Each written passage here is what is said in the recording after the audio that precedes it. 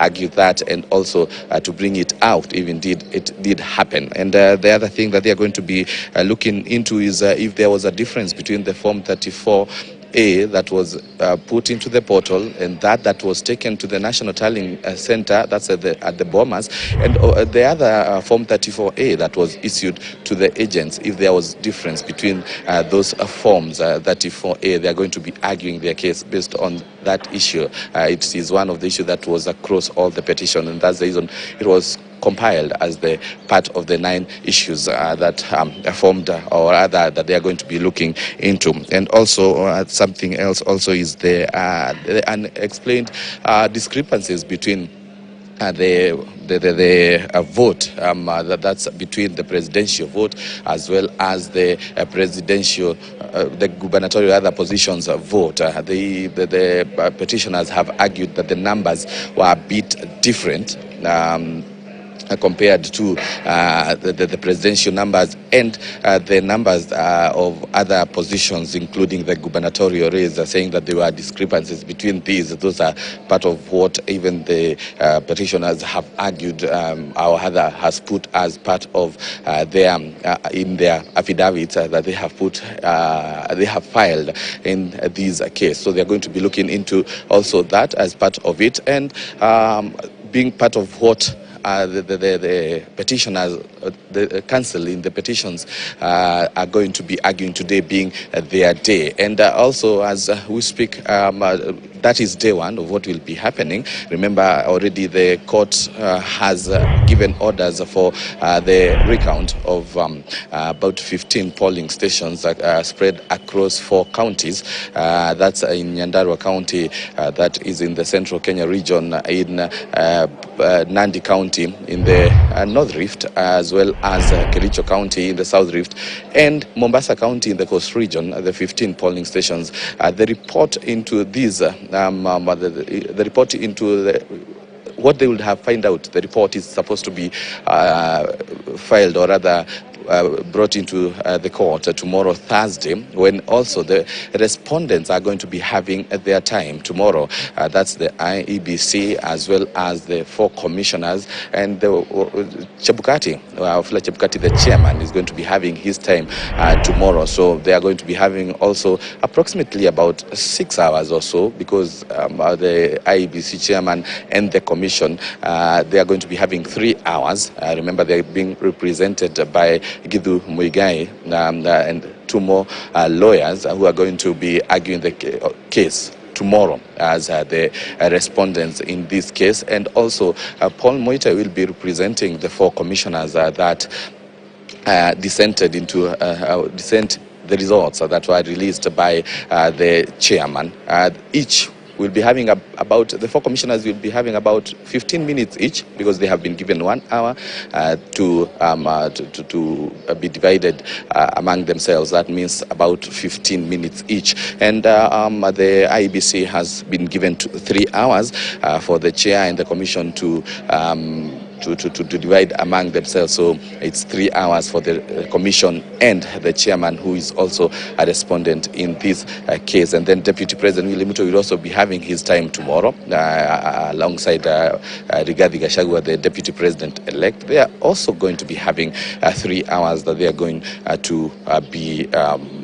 to be sharing among themselves. And then the day will be wrapped up by the Attorney General, who is going to be giving his 30 minutes remarks. Of course, there in the affidavits, there were claims that the National Security Council had interfered with the elections. There were claims in the affidavits by some of the commissioners, especially those led by in the faction that is led by the chairman, Wafula Chebukati, claiming that there were interference by the members of the National Security Council. And so the AG will be having his 30 minutes to respond to these. But what we are going to be looking forward to really is how the IEBC is going to be conducting their arguments in court, bearing in mind that yesterday it emerged the two factions,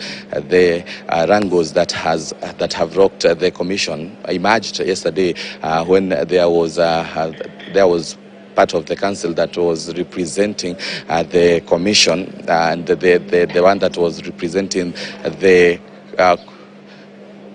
the commissioners, saying that they were all representing the commission, and so the Supreme Court said that it was not going to interfere with matters to do with the commission, because Paul Moite was saying that he was going to be representing the commission, and Gideon Muigai was also saying that they're the ones who are representing the commission. But it was allowed that the Paul Moite to lead the council that will be representing the four commissioners and not the commission, and then the Gideon Muigai to be in charge of the commission. These are things that we are going to be following up to see how it's going to be coming out, or rather how it's going to be happening. That's tomorrow, before all the parties have a rejoinder on Friday, and then the court retreat to have their to write their ruling. That is just part of what is going to be happening today as we follow up on the petitioners as they argue their case, the 7 petitions that have been allowed into this case. We are going to be looking forward to how the arguments are going to be made by all the council. Remember, Raila Odinga's council is being led by James Orengo and will be allowed 4 lawyers, and the commission will be allowed 3 lawyers, and also Deputy President William Ruto and Rigathi Gachagua will be allowed to have also 4 lawyers. We're going to be following keenly to see what will be transpiring, but for now I want to hand it back to studio. Many thanks indeed, Daniel Karaoke there from the Supreme Court this morning, where we'll be sifting fact from fiction. And of course, we know everyone will be keeping their eyes trained at the Supreme Court. And so we'll be going back to Daniel Karaoke and, of course, follow the proceedings from the Supreme Court. As you can see right now, they're settling in. Anytime from now, that particular session will be beginning, and all the way throughout the day, wall-to-wall, wire-to-wire live coverage of this is what we'll be giving to you this morning. Here we're just about to wind up with our panelist, Eric Seka, who is a historian, also Professor Kagwanjo, the CEO of Africa Policy Institute, Professor Morris Butabi, who is also a historian, and Hamed Hashi is a governance and policy analyst. First of all, thank you so much for the discussion we've had, and I want to thank you also for your input on the global arena, what we've had also this morning. But this is a big day. This is where we're turning our focus. Just to give you closing remarks, what would you say? What do you expect today? Well, my closing remark is the Supreme Court should tell us the truth that we already know. So you know the truth. So you're just waiting for the confirmation from the Supreme Court. That's going to be the truth. The Kenyan public knows the truth. We want the Supreme Court to tell us what we already know. That's my closing remark. Okay. I think this is a great day, and this is a great week, given that, as I said at the beginning, majority of Kenyans have faith in the Supreme Court. And at this moment, before 2010, this country would now be on fire. Correct. So the Supreme Court is a good area of venting our emotion positively. And basically, we see lawyers fighting rather than people fighting in the streets. That's really, for me, a great moment. And long live the Supreme Court. Right. Yeah, thank you, Dibalia. I would like to echo what my friends are saying, colleagues here, that the Supreme Court has a very, very important task ahead of it. And I think we have already seen the marks of treading carefully by the decisions they made yesterday. And today, people are glued in, and there's a lot of confidence and enthusiasm in the country that they deliver a decision that all Kenyans will agree with. The Supreme Court moment, 2013, 2017, always produced a hero. Last time there was one produced called Kethi Kilonzo, and so on. So we are likely also watching to see which hero emerges out of this. You've seen veterans like James Orengo. Was in 2013. 13, exactly. 2013, yeah, 2017, there was also a hero. So, who was called Amolo Otiende, and so on. So this Otiende Amolo. Jabura. Yes, Jabura. So this time we're likely to see also a hero coming. Yes, a hero coming out of that, they will articulate the issues beyond Muite, Orengo, and so on. We are lucky to see that emerging. But what's important is now that Kenya can sit back and just enjoy jurisprudence at its best and at its best moment. Thank you very much. Professor Aseka.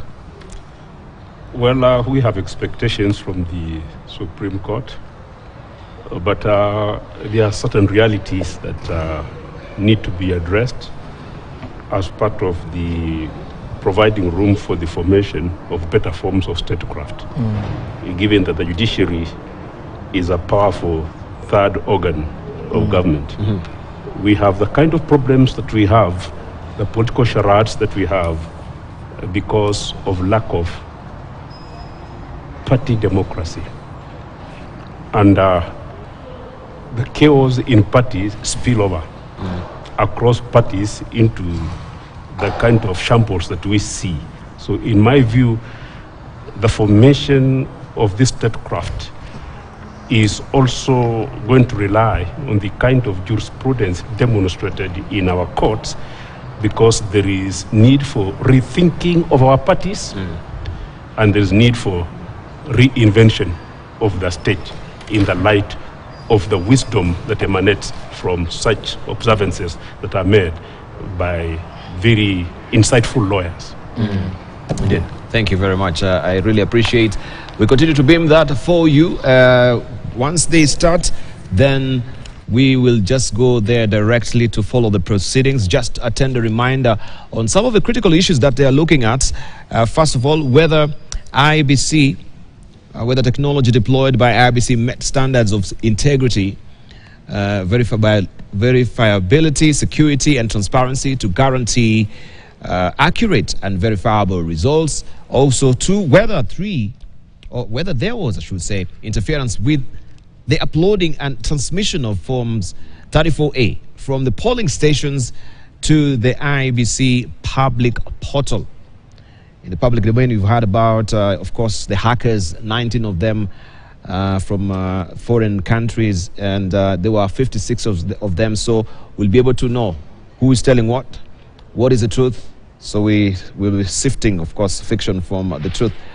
Also, whether there was a difference between Forms 34A uploaded on IBC portal and those received at the National Tallying Center, and those issues to agents at polling stations. That is something that we want to look for. Also, whether the postponement of governors, MPs, and MCAs election in different areas led to voter suppression to the detriment of Raila and Karua. That we know the elections were held yesterday. The winners have been announced so far. But was there a political sleight of hand in this particular eventuality that we had, the postponement of this election that really led to also lower voter turnout yesterday? So was this sort of some gimmicks for voter suppression? That is a probing question. Whether IBC carried out the verification, tallying, and declaration of results in accordance with the law, whether Ruto attained 50% plus one vote threshold in accordance with the law, and whether there were irregularities and illegalities enough to affect final presidential election results, the reliefs and orders that Supreme Court can grant or issue. Those are questions also that we'll be probing, or the judges will be looking at to get the final answers as well. Thank you very much for your valued company. We'll take a short break right now. When we circle back, of course, we shall go back to Supreme Court and give you a full-blown coverage, wall-to-wall, wire-to-wire from the Supreme Court. Thank you very much.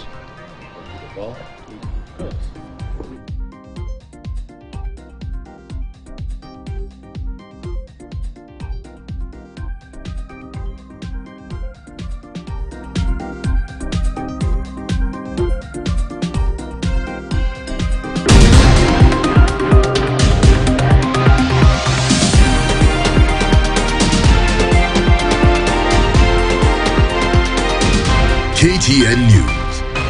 Get the whole. That we will take the appearances.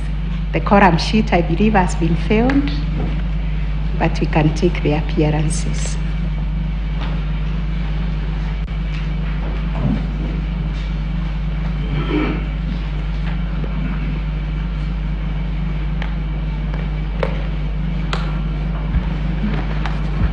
My Lady, the Chief Justice and the President of the Court and members of the Court, for the first and second petitioner, my name is James Orengo. I appear with my landed landed counsel, senior counsel, Firoz Noraji, together with my landed friends, Mr. Paul Mwangi and Miss Julie Soweto. We also appear with senior counsel, Mr. Philip Murgor, is not in the court, but once I've concluded my submissions, he'll come in to continue to deal with an aspect of our case.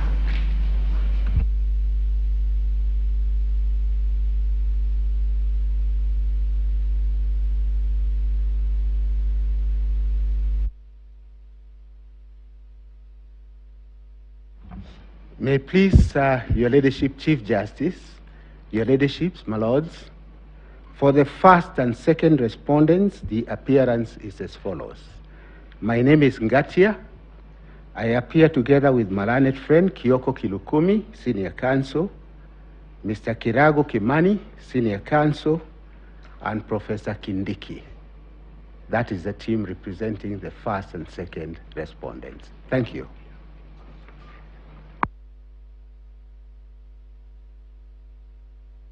Madam Chief Justice and the Honorable Judges of this court, my name is Githu Muigai. I appear for IEBC and the second Mr. Wafula Chebukati. Jointly, I lead that team. The team for IEBC is Eric Gumbo, George Murugu, Dr. Willie Mutumbwa, Mr. Wekesa Simiu, Mr. Wambua Kilonzo, Mr. Moni Mukele, Mr. Mwangi Kibicho, Mr. Peter Wanyama, Miss Maggie Ngetich, Mr. Emmanuel Wetangula, and Miss Mase Mwinzi.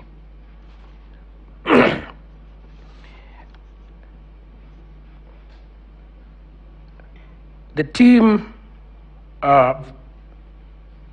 for Mr. Wafula Chebukati is Abdikadir Mohammed, Senior Counsel, Kamau Karori, Senior Counsel, Michael Mushemi, Mr. Tito Tiego, George Gilbert, Collins Bush, Herman Omiti, Nancy Kangede, Moses Kipkogei, Innocent Muganda, and Mahat Jomen.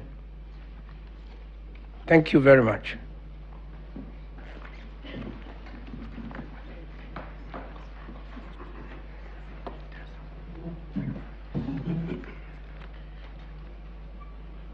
Chief Justice, Deputy Chief Justice, Your Ladyship, my Lords, Justices of the Supreme Court, Paul Muite, in terms of the orders of this Honorable Court yesterday, Issa and I, in addition to the lawyer counsel on record for the fifth respondent, the sixth respondent, seventh respondent, and eighth respondent, in summary, the four commissioners, in addition to the respective counsel appearing for them, we've agreed in terms of the orders of this court that Issa and I will act collectively for the four commissioners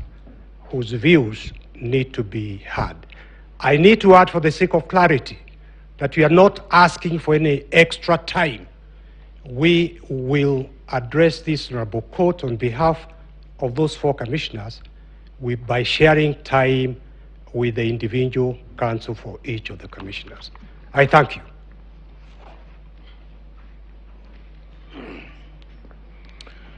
Your Ladyship, Madam Chief Justice, Deputy Chief Justice, and judges of appeal, for the fifth petitioners, I appear together with Lydia Mwalimu and Millie Odhiambo not in court.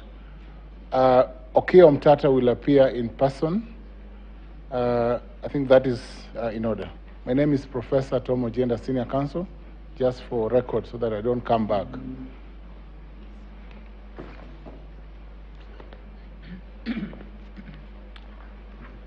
Your Ladyship, the Chief Justice, Your Ladyship, the Deputy Chief Justice, my Lady, my Lords of the Supreme Court, my name is George Oraro, appear for the Attorney General.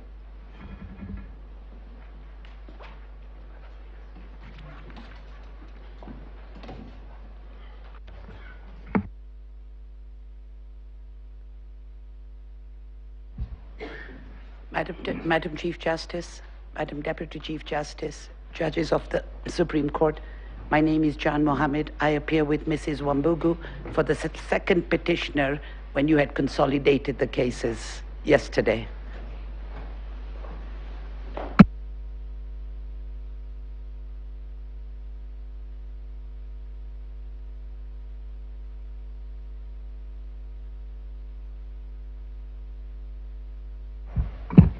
Your Ladyship, the Chief Justice, members of the court, together with Tom Masharia, Njoki Mboshe, Steve Wandeto, John Njomo, and Paul Kiragu, I am Paul Nyamodi for the third petitioner.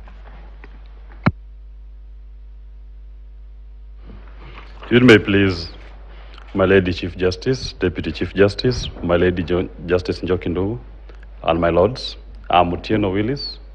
I do appear together with Mr. Nelson Osiemo, Ms. Caroline Kituku, Ms. Lea Chanimbanga, and Mr. Victor Oduol for the fourth petitioner.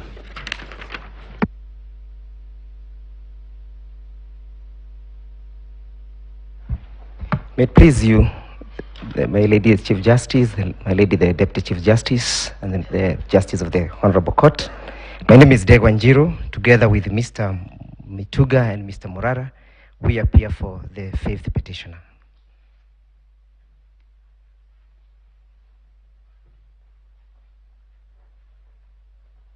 My Lady, my name is Ochiel Dudley for the International Commission of Jurists as Amicus Curiae, the second amicus. I appear alongside Mr. Isaac Okero and Ms. Anne Ngige. Thank you.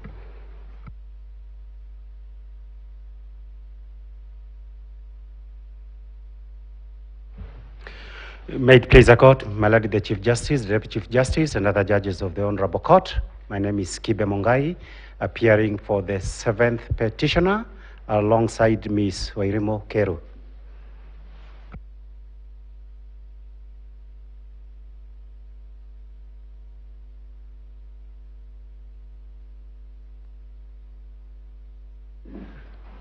Honorable Chief Justice, good morning. Members of the court,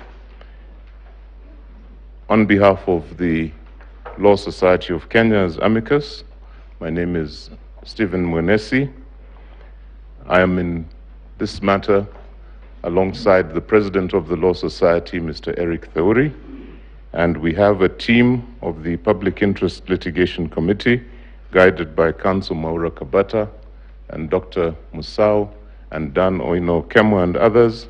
I thank you for allowing us to participate.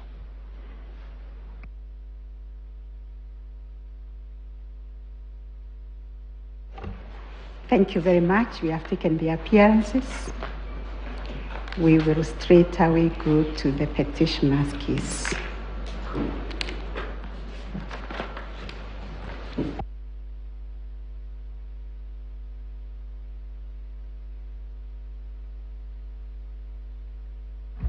It may please the court, I'm going to deal with the issue number 6 amongst the 9 issues that were crafted by the court for purposes of determination.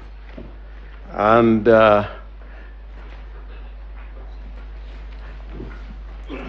yes, and my learned friends, Mr. Firoz Norji, will deal with the issues captured in number 8 and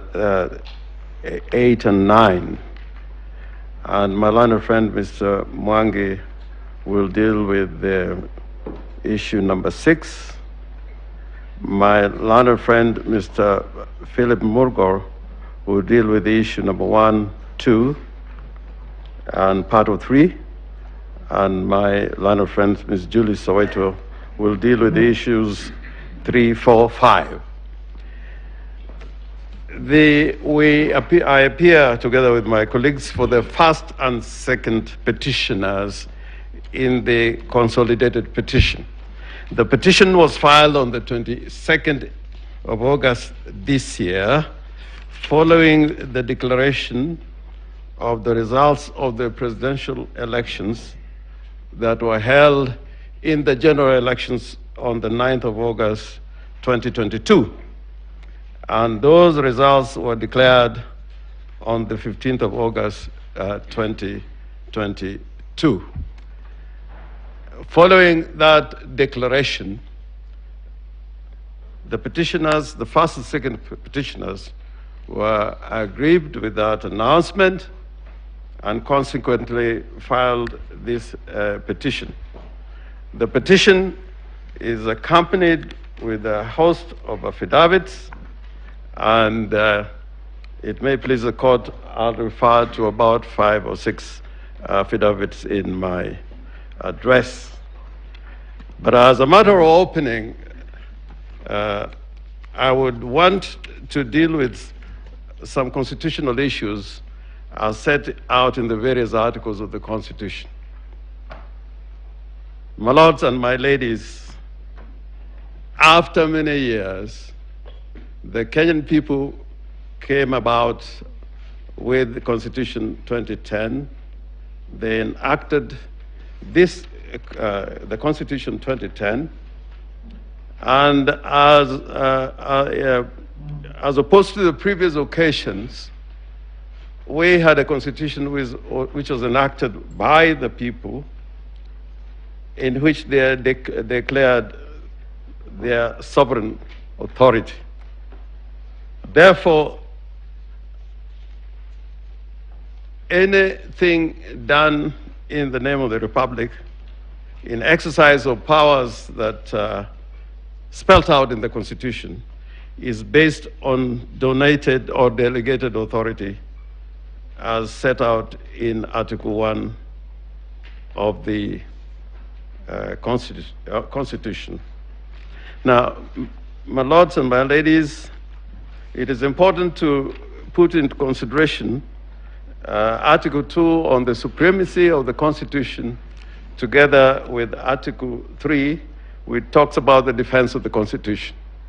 As opposed to the previous periods when we had a constitution which was negotiated at the time of independence with the colonial authorities, this constitution established a republic in which the doctrine of separation of powers was embedded.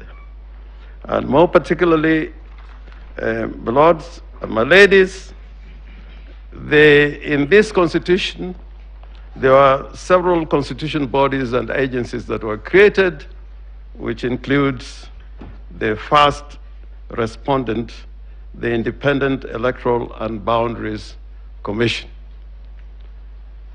And in accordance with the dictates of the Constitution, the Independent Electoral and Boundaries Commission, just like any other body established under the Constitution, and for that matter, any person who resides in the Republic of Kenya is required not only to recognize the supremacy of the Constitution, but act in accordance of the Constitution and in defense of the Constitution.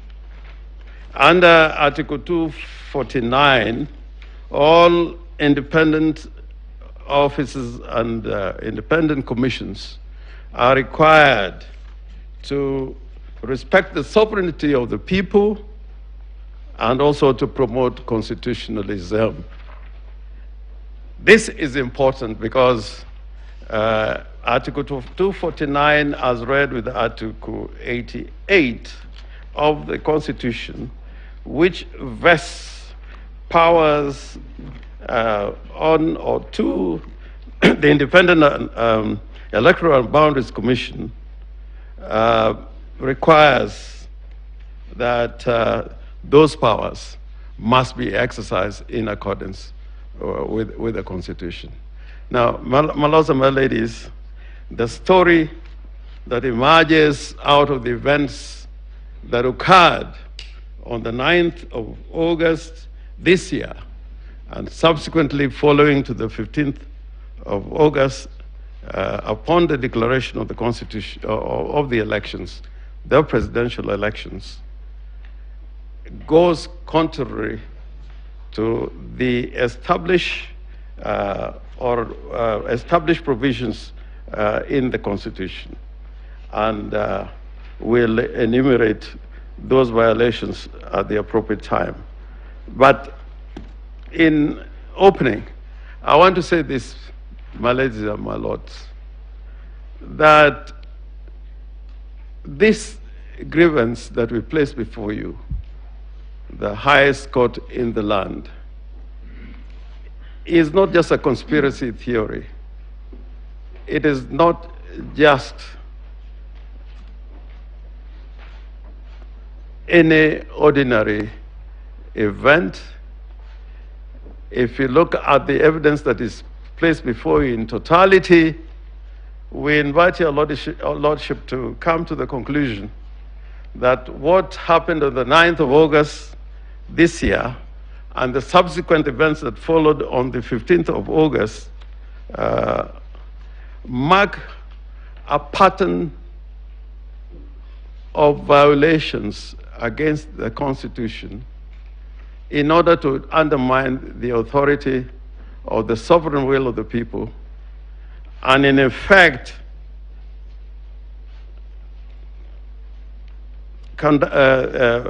preside, that is the commission, preside over an election that in effect did not represent the will of the people of Kenya.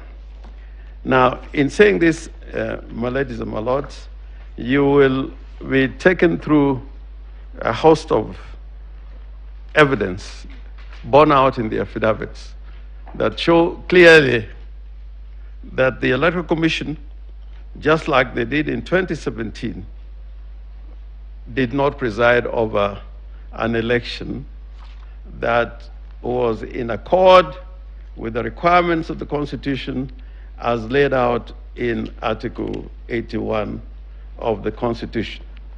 Article 81 of the Constitution requires that an election held in the Republic of Kenya should abide by the general principles set out in that article, and more particularly, Article 81 Article 81E, that the elections must be free and fair, and Roman 4, the elections must be transparent, and Roman 5 of that article, that the election should be administered in an impartial, neutral, efficient, accurate, and accountable manner. My lords and my ladies, I want to emphasize the words accurate and accountable manner. And those provisions in Article 81, read together with Article 86, which requires that at every election, the Independent Electoral Commission shall ensure that whatever voting method that is used, the system is simple, accurate, again, the word accurate, verifiable, secure, accountable, and transparent. And more importantly, that the votes cast are counted, tabulated, and the results announced promptly, and that is at the polling stations. My lords, you would notice that as we appear before you today, we have something that has never happened in this country, that you have a commission that is divided right in the middle. That speaks to a dysfunctional constitutional body that is not capable, leave alone the transgressions that we are going to talk about. But we are talking about an electoral commission that is dysfunctional and cannot be able to preside over an election that would give it the stamp of legality and legitimacy as spelled out in the Constitution. And I think that is a matter that this court should not disregard. And we'll come to that a little later in our address.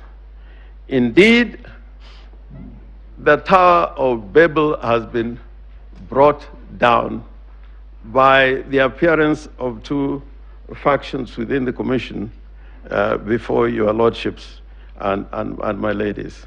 And this, in event, has created a situation where no Kenyan can believe that the pronouncement of the first, of the ninth, I think the second respondent, Mr. William Samoei Ruto, as president-elect, came out of circumstances as envisioned in the Constitution of the Republic of Kenya. And your lordships, we would invite you, and my learned friends are going to address you on this point as to what really happened within the commission. Now, coming to the subject matter that I'm going to address you on in the question of the issue number 7, that states that the declared president-elect, whether the declared president-elect attained 50% plus 1 vote of all the votes cast in accordance with Article 138, sub-Article 4 of the Constitution. We want to persuade you that the second respondent never attained that constitutional threshold. And going back to the Constitution on that particular article, Article 138, sub-Article 4, it was made part of the Constitution by the framers of the Constitution to give legitimacy to anybody elected as president, to the effect that he had widespread support of the Kenyan people, and that is evidenced by the requirement that the president-elect must have at least 25% of the votes cast in each of the more than half of the counties. We are not dealing with that point. We're dealing with Article 4A, that it is a requirement, mandatory requirement, that the person elected as president must receive more than half of all the votes cast in the election. Now, talking about numbers in those two provisions speaks to the need for accuracy and accountability to give an election the legitimacy that the holder of that office would carry while exercising the powers of the President of the Republic of Kenya. And it's not an idle matter, because we went through an experience before the enactment and proclamation of this Constitution, that a person would be elected by way of a simple majority, and in circumstances in which you would find that the person elected as president did not garner more than half the votes which are